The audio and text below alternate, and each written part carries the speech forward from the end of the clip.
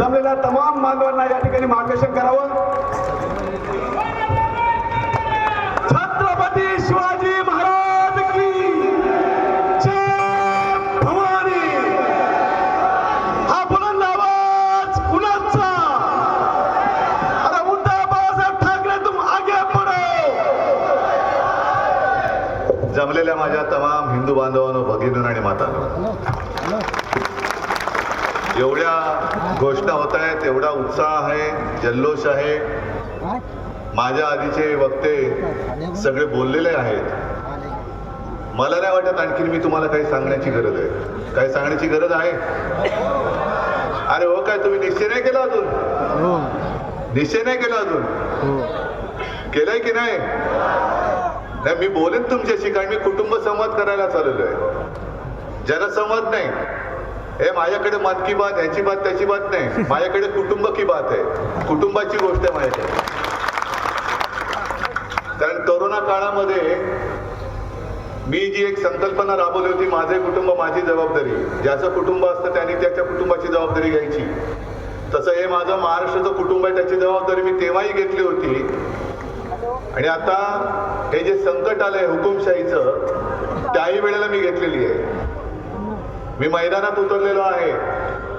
आज भले आपण रस्त्यावरती एकमेकाशी बोलतोय, पण निवडणुकीच्या मैदानात मी तुमच्यासाठी उतरलोय, माझ्यासाठी नाही.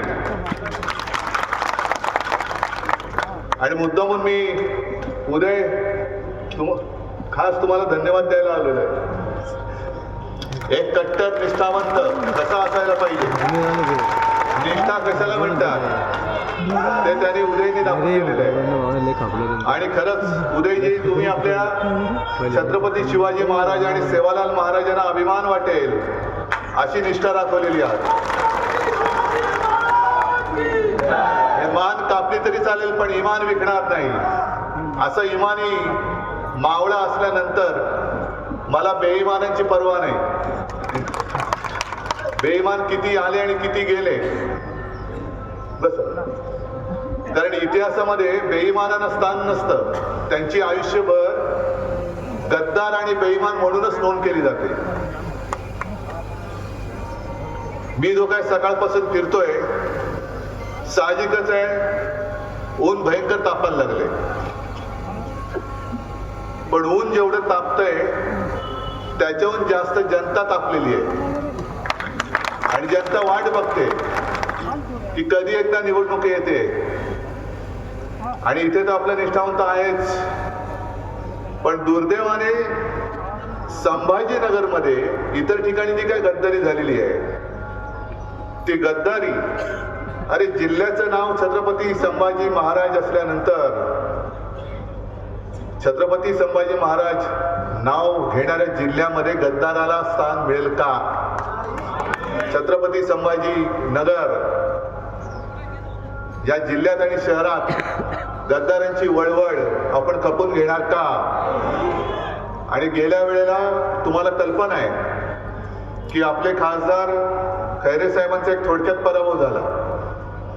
कोणी गद्दारी केली होती, कोणी मतं फोडली, कोणी फोडली होती, हे तुम्हाला माहिती आहे.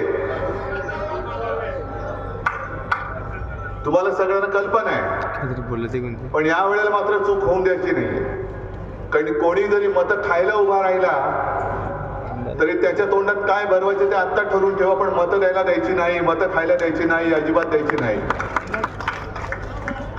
आणि या कन्नडवर मी असं काही नाही की पहिल्यांदा आलोय. यापूर्वी सुद्धा 2 आमदार आपल्या इकडनं निवडून आले होते ना, तुम्हीच निवडून गेले होते. पण त्यांच्यात आणि उदयमध्ये फरक आहे. ते दोघंही आपले पक्ष सोडून गेले. पण खास पुन्हा एकदा मी उदयजींचं अभिनंदन करतो, कारण त्यांना सुद्धा प्रलोभनं दाखवली गेली होती.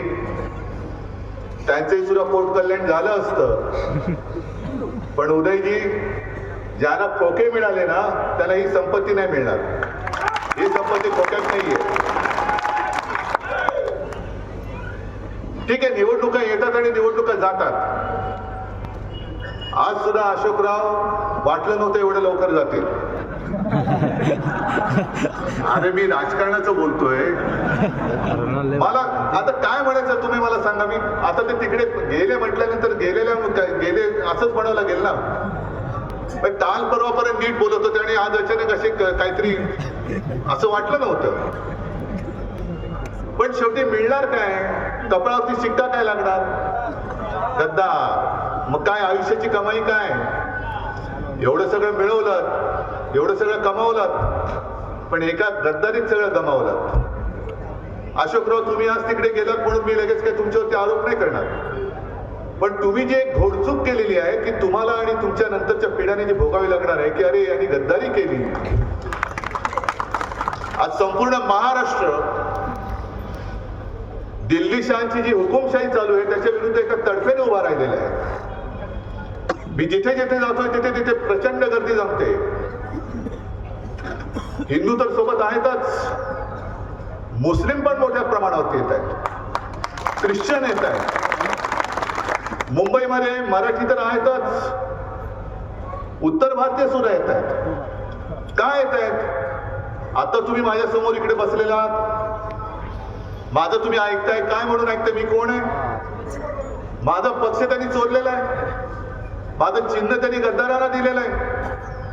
माझ्या हातात तर काहीच नाही, माझे हात रिकामे आहेत. आणि तरी देखील तुम्ही मोठ्या संख्येने जमताय. अरे हीच तर माझी संपत्ती आहे. आणि संजय राऊत, आपण जे बोललात की दिल्ली मधली लोक उद्धव ठाकरेला घाबरतात आणि त्यांना माहिती उद्धव ठाकरे एकटा नाहीये, उद्धव ठाकरेंबरोबर महाराष्ट्रातला मर्द आहे. अरे वेगळ तुमच्याकडे आले असतील, आणखीन येतील, घेऊन टाका.